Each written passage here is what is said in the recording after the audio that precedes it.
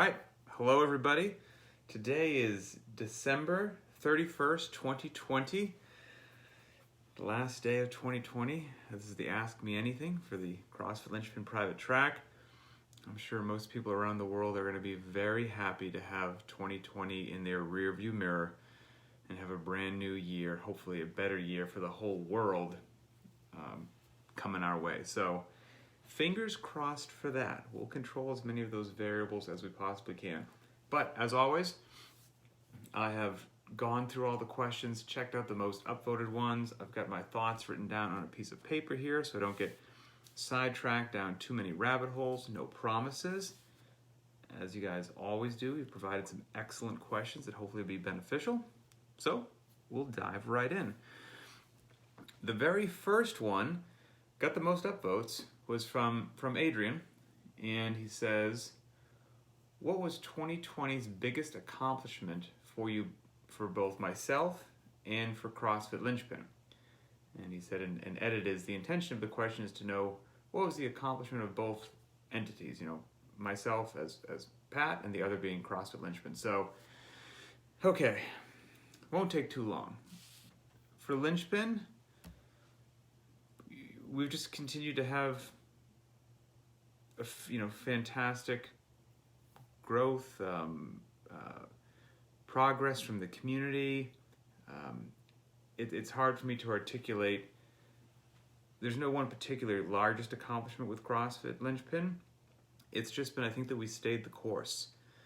We stayed the course on who we are. We stayed the course on how we program. We stayed the course on knowing what works and what doesn't work, and being fully dedicated to putting out the truth and keeping people on what I hope is the most efficient and effective path for long-term health and fitness and happiness and having fun and not doing silly things and tweaking yourself.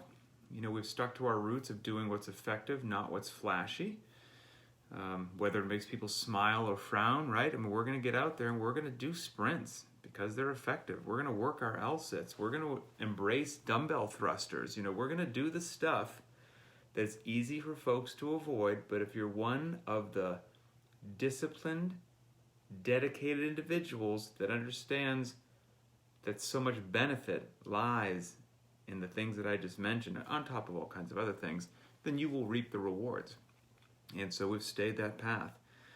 We've stayed the path on removing ego, on embracing scaling, and being just a huge vocal proponent of that, and we'll continue to do that because scaling is absolutely cool, and we don't want anybody working out in a way that keeps you hitting the gym hard for a couple weeks or a couple months or maybe a year, but you did too much too soon, and then you're not working out 3, 6, 9 years later. We want this to be something you're truly doing for the remainder of your life, whether you're in your 20s or your 50s. It doesn't matter to me. 60s, 40s, 70s, you name it, 30s.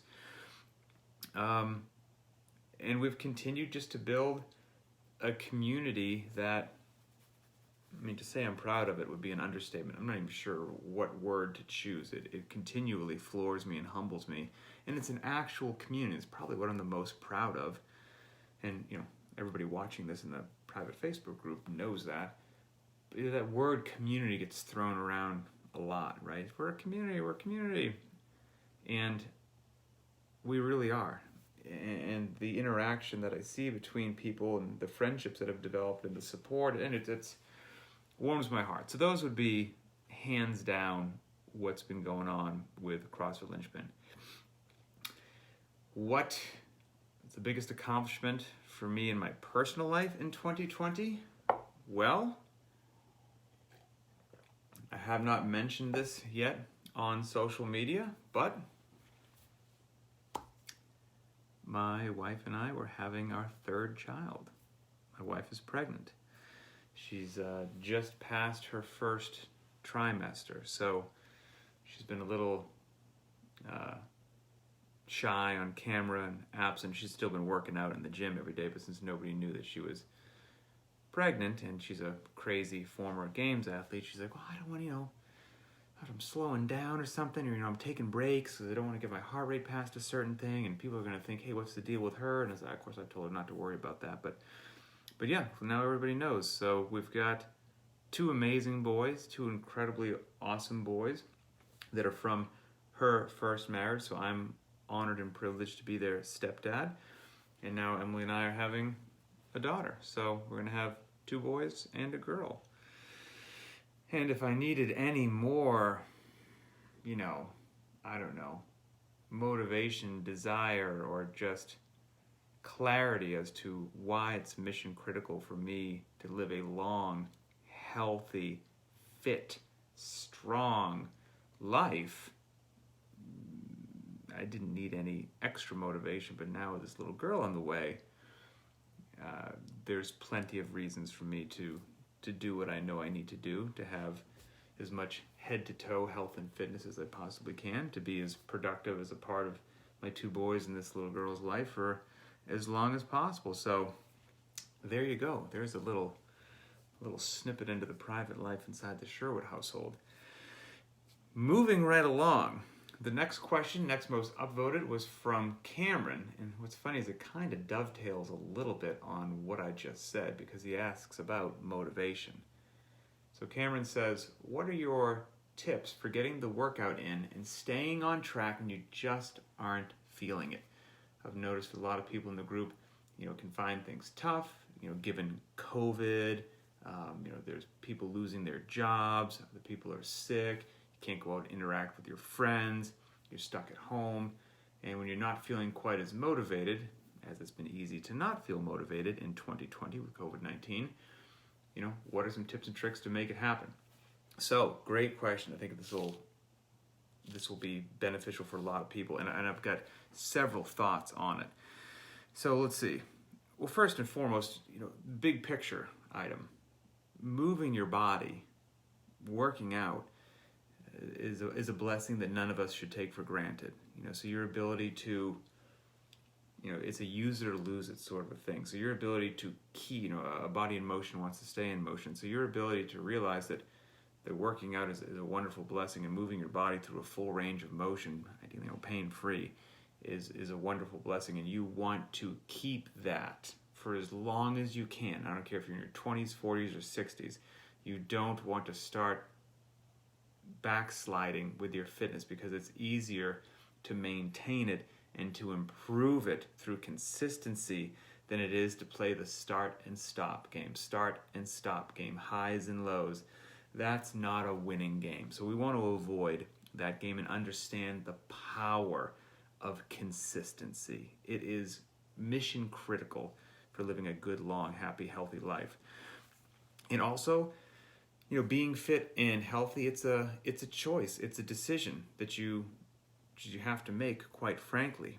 And I'm not saying that it's easy, and this is not meant to sound harsh, but everything that we do is a choice, right? When you open up the refrigerator, what you grab is a choice. Whether you decide to sit on the couch because your favorite show is on, or walk out into the cold garage to work out, that is a choice. I'm not saying that's an easy choice, but all of us have to make that choice, and nobody can make that choice for you. So you need to decide what it is that you want to do, what is important to you in this world, and which path that you want to walk. And as is often the case in other areas of life, the more challenging path is usually the more beneficial path. The easier path is not working out, and the more challenging path, like I said, is walking out into that cold garage, starting to warm up and getting it done. And then, a good old Bud's phrase that we used to have, our instructors always used to yell at us, is, you got to pay the man, right? You got to pay now or pay later. That's always the options that we were given. Pay now or pay later. When given that choice, always pay now. And it might have a different connotation in Bud's, but what I mean with Cameron's question is, the pay now might be, I've got to do something right now that I'd rather not do. Again, the garage is cold, the couch is comfortable, I'm tired. So you're paying now by delaying the nicety of that warm, comfortable couch and walking into the garage. But that's better than paying later, because paying later is you blow off the workout today, you blow it off tomorrow, 2 days leads to 3 days, which leads to a week, to whatever, and then you come back, now you're paying later, and it's harder to come back, and you feel like, oh, why did I ever stop? you finally get into a groove and then you hit that again. We want to avoid that off and on cycle. So pay now. Just go ahead out there, start to get the body moving and get it rolling. And also in times where motivation is dipping, deviate from the prescribed workout. You've got full authority to do that. So do something that will make you smile. So maybe it's one of those days, it's a double whammy. You don't have motivation, you don't want to work out, and on top of it just being kind of a down day, the workout of the day is not in your wheelhouse. And that just is a double whammy. You're like, well, not only am I not feeling fired up today, this workout's not good for me. It's going to kick my butt. It's going to be really hard. I'm going to be slow, so the heck with it. In days like that, or in any days, if you're just not feeling it, like I said, modify the workout. Deviate from the workout. I would rather have you do an entirely different workout that you just enjoy and don't mind doing in that particular day of low motivation. So you're doing functional movements at whatever particular intensity you kind of feel like bringing. And then you did something, and that's fantastic. That's a win. So feel free to modify or change if it gets your body moving and helps get you out of that slump or that funk.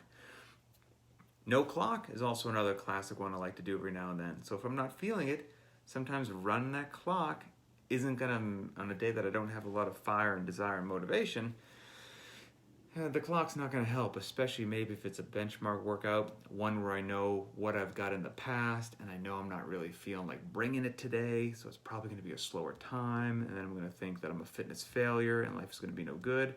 Just don't run the darn clock. Maybe the workout's Helen and you've done Helen a half dozen times and you know exactly where you should be. Don't run the clock. Just go out there, do some 400s, swing some kettlebells, do some pull-ups, break it up if you need to break it up, run whatever pace you want to run.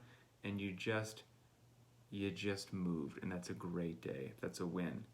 So yeah, no clock, or slow down, right? I mean, a lot of times the things that sting so much is the intensity part, which comes from moving quickly. So just go ahead and downshift a little bit. Again, you're still doing functional movements. You're still not sitting on the couch. It's still a win. Or, reduce the loading. Or maybe increasing the loading makes you smile. Like whatever it is that makes you smile and is actually going to get you out there, go ahead and get yourself out there. And we've touched on this before, right? There's that phrase that something's better than nothing, right? And so we might say, hey, just get off the couch, do something. Even if you do 5 minutes of slow burpees, like, hey, at least you did something. Something's better than nothing. While that phrase is true, I don't think it tells the entire tale, because I think what that phrase means to most people is that something's better than nothing. I think that means something is just marginally better than nothing. Well, hey, at least you did something. At least it wasn't nothing. I think that's unfair. The difference between you sitting on the couch and doing nothing and doing 5 or 7 minutes of slow burpees, I don't think that's marginally better than sitting on the couch. I think it's orders of magnitude better than not sitting on the couch.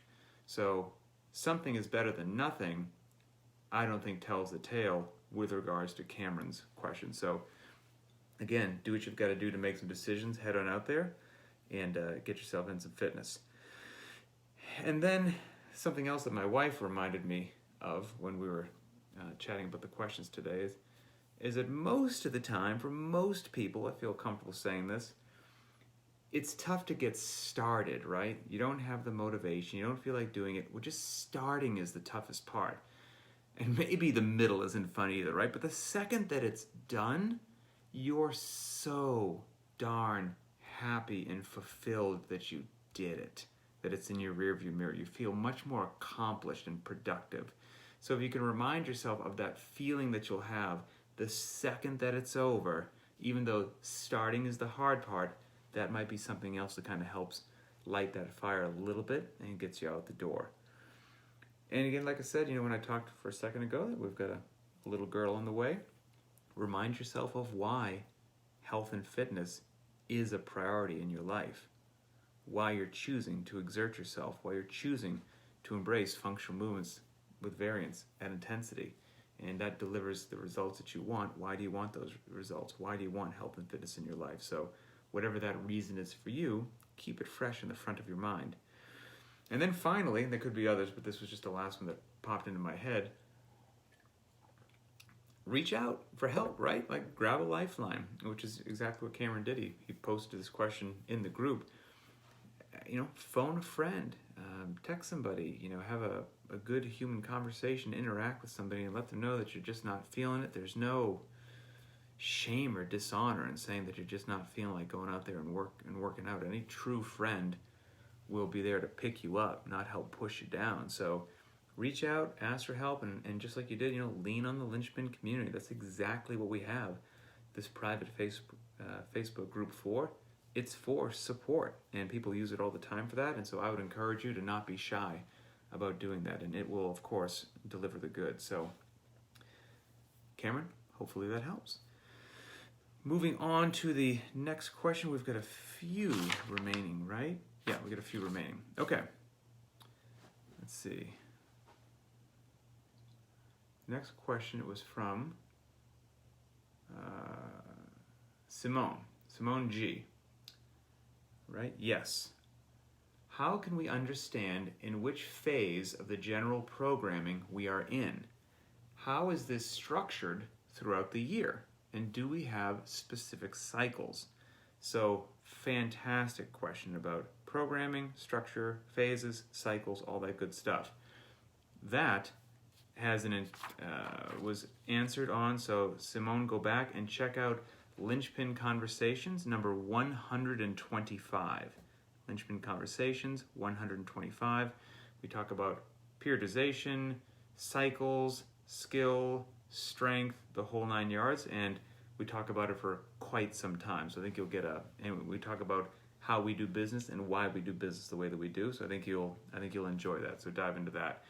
I think that right now, as of today, which is December 31st, 2020, as I say these words, I think that just lives right now on our YouTube channel under Linchpin Conversations as a video. I don't think I have yet converted that into just an audio podcast. That will probably, the podcasts come out about several weeks behind the video. So as of right now, if you're looking for it, I don't think you'll find it on iTunes or Spotify.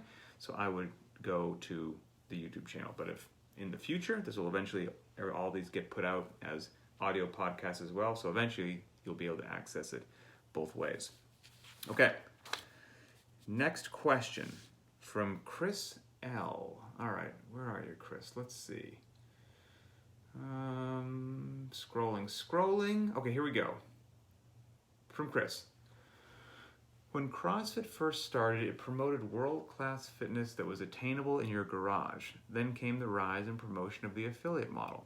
Obviously, this year has made people rethink the way that we live.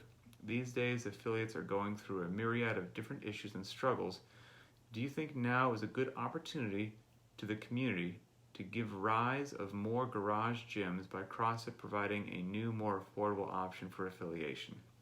Good question. Potentially, but I would also make the argument or counterpoint, because at the end there you say a more affordable option for affiliation. Affordable takes into account expensive or inexpensive, right? We're talking cost. And so, if this says garage gym should have a more affordable option, then that implies in my mind that you feel the current price level would be too high for garage affiliates, which may or may not be true. And I would kind of say the counter argument, which is, as far as a cost of affiliation goes, the CrossFit model for affiliation is about as inexpensive as you're going to get in the world of fitness. Even as it stands right now, if there was no change, no different structure, no nothing, affiliation is very, very reasonable to be associated with the brand and have yourself listed as a CrossFit affiliate and use the methodology and all that good stuff. If you look to other aspects of fitness or other organizations that are more like a franchise model and not like an affiliation model, most businesses that are franchise models not only charge a very healthy annual franchise fee, which exceeds what the cost of a CrossFit affiliation fee would be. But then on top of that steeper franchise affiliation fee, you're going to pay advertising fees, marketing fees, and most franchises also take a percentage of revenue, none of which is done by CrossFit. They're not taking the money out of your pocket. So, everyone's welcome to their opinions, but I would say, everything's worth a discussion. Is there potentially some other option that would make sense and would make everybody happier and still provides, whatever CrossFit needs to see in its profit and loss statements and all that, potentially, and there may be some benefit to having those chats. But I would say right off the bat, I think in the world of strength and conditioning, the CrossFit affiliate model with regards to affordability, even for the garage affiliate, is about as reasonable as I've ever seen personally. All right, next one was from Eric CM. I believe I'm scrolling through all these comments here. I believe Eric's was kind of down the bottom. Nope, I'm obviously wrong. I'm scrolling back up the top. Okay, yes, great question from Eric. I'm excited to answer this one. We've answered it before, but it's still worth a little dive into. So Eric's question is, what's the relevance of handstand walks if that's not a movement used in daily life? Great question. Fair question. Common question. So Eric, I will also say to you, to point you to something as well, check out Linchpin Conversations number 82. We did an entire podcast, and this currently is available also as just a podcast audio-wise, or you can get it on the YouTube channel. On 82, we did a podcast basically just about this topic that you're saying, which was, if we say that we do functional fitness, and in that there's this implied meaning of being prepared for life, right? That's one of the big things that we say. If we're being prepared for life, why in the world do we walk on our hands? And why in the world do we do overhead squats? Have you ever seen anyone do an overhead squat in real life and that it wasn't in some fabricated artificial manner? I have not. So why in the world would we do this if it's not what we see in life? And other things we could say is, in real life, you may never squat snatch. Quite frankly, we could make a case that you could power snatch, but I don't know why somebody would take something off the ground, explosively drive their hips open, elevate this object in the air, and then wedge their body underneath it, below parallel, in a full squat, and catch this object, or receive this object, locked out overhead, and then stand it all the way up. I can't think of a single reason ever on planet Earth in quote-unquote real life that you would ever squat snatch. Yet, people are so in love with the barbell that nobody is saying that we shouldn't be squat snatching, right? Even though I've never seen it in real life. And quite frankly, if the Olympic lifts are from an engineering perspective, the most efficient and effective way to get the heaviest load possible from the ground to overhead, well, that's the clean and jerk. It's not the squat snatch. So you could make a big argument that, all right, and maybe in life I do have to get something really heavy to overhead, the clean and jerk is going to be your preferred method, not the squat snatch. So, we could say that as well. Double unders. Never seen anybody have to do double unders in the world. And what's wrong with single unders? Why do we need to jump under there twice? Never seen anybody have to just jump in the air as something passes under their feet twice, like in the grocery store or in the woods, like in the real world, ever. Unless we've got a bunch of people that secretly, unbeknownst to me, have an obsession with being on a rowing team. There's certainly no need for us to row as much as we normally do in the concept to rower, because no one's just rowing in the real world, as far as I can tell. Ring dips. There aren't sets of rings hanging around. I guess if you had to do dips and you're just going off the real world, you should do bar dips. There's no need for ring dips. Certainly no need for an L-sit. I've never seen a human being do an L-sit ever in any facet of the real world, period. And like I said, the overhead squat, handstand walk, the kind of list goes on and on. All of those movements that I just mentioned share some commonalities, and those commonalities are their neurological components associated with them. And by neurological components, we're talking in CrossFit terms of coordination, accuracy, agility, and balance. And so if you go back to one of the classic fundamental groundbreaking articles in CrossFit, it's What is Fitness? And if you haven't read What is Fitness, it is phenomenal and life-changing. You certainly should. So go to Google, type in CrossFit, What is Fitness, or CrossFit Journal, What is Fitness, and go ahead and dive into that. And one of the things that you'll see in there is a list of the 10 general physical skills. And those 10 general physical skills, which by the way were not created by CrossFit, CrossFit liked them and adopted them. We've got cardiorespiratory endurance, stamina, strength, flexibility, power and speed, and then coordination, accuracy, agility, and balance. I know that's a lot to keep in your head, but if you're looking at the article, you can see and it'll lay it out really nice. I really encourage you to go check out What is Fitness.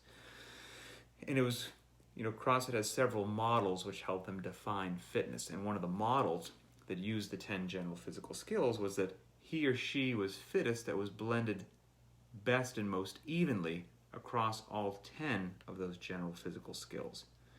Instead of having excessive capacity in just 2 or 3 and stark deficiencies in 7 or 8 of them, we wanted a blended, well-rounded athlete. Well, 4 of them on there, those bottom 4, the coordination, accuracy, agility, and balance, those are your neurological components. And they live in the area of technique, of complexity, of high challenge movements.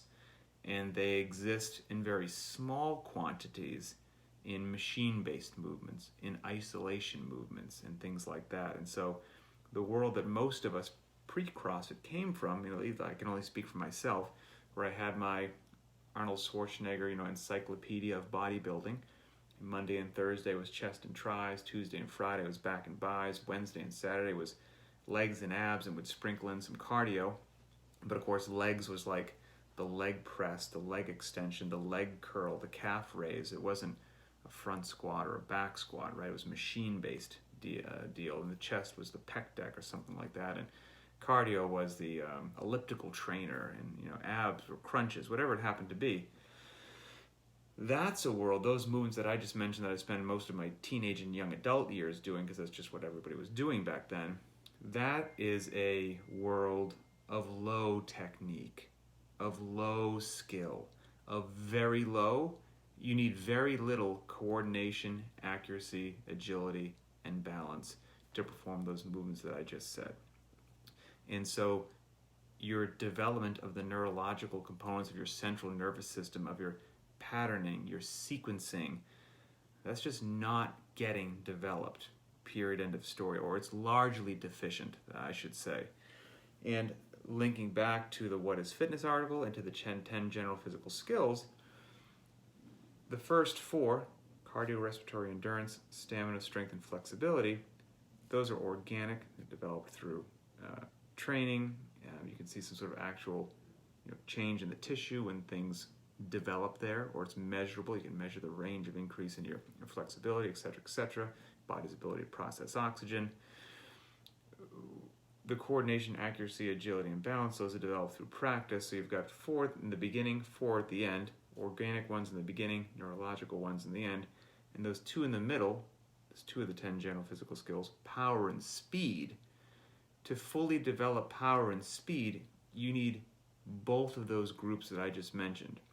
The organic components of cardiorespiratory endurance, stamina, strength, and flexibility are important in developing power and speed, but also mission critical in developing power and speed are movements that are heavily steeped in coordination, accuracy, agility, and balance, these neurological components.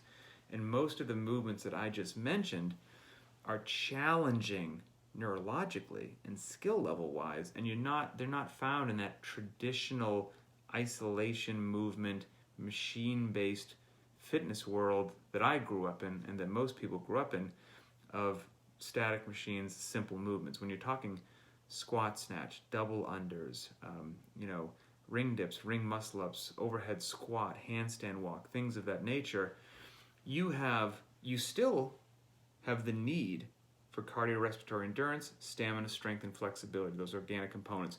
But you have pushed the demand for the neurological components, the coordination, accuracy, agility, and balance, through the roof. And if you're neglecting those neurological components, which most of us did for far too long by avoiding complicated movements, power and speed take a hit. There's just no way around that. So these movements, although potentially not found in nature, have benefit. And so, everyone's favorite Olympic lift, the squat snatch, right? As I said before, squat snatching is not found in nature. Period, end of story. However, the reason that we do something which is not found in nature and not found in everyday life is the benefits from that movement, when we look at what it helps develop across those 10 general physical skills that I just said, are absolutely undeniable, and therefore putting a movement into our training regime that is not really seen ever in just regular life, it delivers the goods. It has the payoff that we need. And the same thing is true with double unders or ring muscle ups or the overhead squat or something like handstand walking. And embracing, practicing, and training movements that are highly demanding of the coordination, accuracy, agility, and balance components, not only critical to well-rounded fitness and developing power and speed, however, the complicated stuff makes the simple stuff easier. Okay, so maybe that's another way to say it. If you develop beautiful capacity at the squat snatch, you haven't showed me your front squat or air squat yet, but I can tell you that it looks pretty darn good. In the strength, the shoulder stability, and health needed to handstand walk, I've got an idea of how your overhead capacity is, and that you're a coordinated, agile athlete, and that translates to darn near everything else that we do. Most people need more coordination, accuracy, agility, and balance, not less. And there can be ways to develop that do use things that you don't commonly see every day just walking around real life. That's a perfectly fair statement. And it's kind of like, again, the complex stuff makes the simple stuff easier. So when, if you do get used to, overhead squatting, for example, the air squat is a little bit easier. If you get used to driving a car in, rain or snow at night, and then driving a car on a dry road on a sunny day at noon, it's just that much easier. So exposing yourself and pushing yourself to adapt under very challenging conditions, they make the regular everyday life stuff just that much more worry-free, might be a really good way to say it.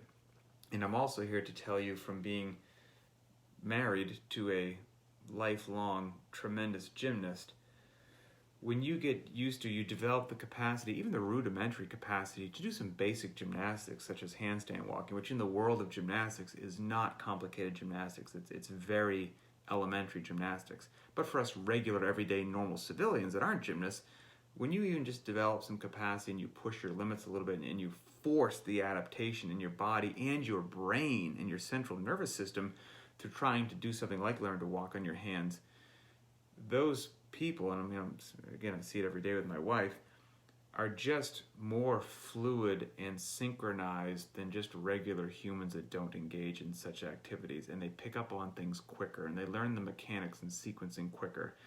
Again, could you go your whole life in this world and just say, you know what, hey, I hear what you're saying, but I don't want to handstand walk. I'm never going to handstand walk. Can I still be fit?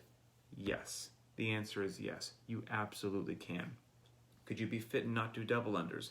Yes. Could you be fit and not do ring muscle ups? Yes. But at the same time, each one of these things that you continue to tick off the list, you are potentially reducing the optimization of yourself as an athlete and your capacity. And so I would encourage you with intelligent choices and modifying and scaling and using progressions in any way, shape, or form to embrace as many of these potentially challenging movements in a manner that's good for you as possible. So yeah, so that's that. Let's see. Oh, of course, I've got a couple of the Linchpin shout-outs of things that I've screenshotted from the community over the last week. And I did a ton of them, so I can't read all of them. We'd be here forever. But here's a couple I pulled out randomly. This is from Ben S. I don't post my workouts often, but I'm especially proud of this one. I'm 44 years old and have been doing CrossFit since 2009. And this was an all-time back squat PR for me. Prior to CrossFit, I never squatted. I thought it was bad for my knees. And so I'm behind on my squat strength compared to most of my other numbers, but I'm psyched to finally be in the 315-pound club. So congratulations, Ben, at 44 years old, to go ahead and hit a lifetime PR on your back squat, all the way from doing CrossFit in 2009. That's phenomenal. Jenny P. Let's see, I can't remember what this one is. Oh, Fran. It's about Fran tomorrow. I've been doing CrossFit for 2 years. I have only ever done Linchpin programming. When I started, oh, this is cool, okay. I've only been doing Linchpin programming, so she's been doing it for 2 years. When I started, I was 7 weeks postpartum with my second and needing something I could squeeze in during nap schedules. I could not lift more than the barbell overhead, and I could only do very heavily assisted pull-ups. Today, almost 2 years to the mark of my Linchpin anniversary, I did Fran RX'd. Still getting the work done during nap time, but so thankful for consistency and this programming. And she did Fran prescribed in 5 minutes and 11 seconds. How cool is that? 2 years ago, I couldn't lift more than the empty bar. So 2 years ago, could barely lift an empty barbell over her head and had to do heavily assisted pull-ups. And now making it happen with young babies in the house during nap time 2 years later, Fran, prescribed 5 minutes and 11 seconds. That is one of the coolest things I've seen, potentially ever. Okay, let's see. I won't mention any names. This is going to go everywhere, but we have one of our members is a single mom. She's awesome. She's a beast, by the way. And it came to light that she had been saving and working her tail off and purchased a home for herself and her children. And, things can be tight as a single mom, new home happening. So we had another anonymous member just reach out and pay for the next 1 year of her Linchpin subscription, so there would be one less thing that she'd have to worry about. These are two people, bear in mind, that have never met in real life. The friendship and the community and everything has actually developed through the private track and the Facebook group. So all these things that we say of we really do have a community. It's not just hot air, and that brought a tear to my eye when I saw that. Okay, 2 more. This one from Lisa R., who's just another animal of fitness. So Lisa says this was on an overhead squat day. Doubles, I believe, is what we had to do, 7 sets of 2. I woke up this morning feeling off. Had no motivation, which is kind of rare for me. I didn't even want to walk the dog, but of course, the dog made me. I started my overhead squat with the intention of going lighter, just get through them, just go through the motions. As I was moving along, my fire and drive returned, ended up doing more than 7 sets of 2, and ended up with 2 reps at 175 pounds. Last time we did this, my heaviest set was 160, so she put 15 pounds on her 2-rep overhead squat from the last time that we did this. My lifetime PR is 180 for a single. So since 175 for 2 felt so good, I kept going, and she ended with a new 1-rep max overhead squat of 195 pounds. So she put 15 pounds on her 1-rep max as well. Congrats, Lisa. You are out of control. And then we'll end on this one. This is cool. This is from Amy. Amy says she got her first box jump today. She posted a video, and that she posted a video of her daughter doing box jumps as well. But I thought this was really cool that she celebrated this and showed this, because some people might not realize that jumping on a box for a lot of people is a very intimidating deal that takes a lot to overcome and get to. And for her to get her first box jump, she was incredibly proud of herself, and I was incredibly proud of her as well. And it was awesome that she posted that in the community and shared it. So well done, Amy. Well done, everybody out there. Congrats on somehow surviving 2020.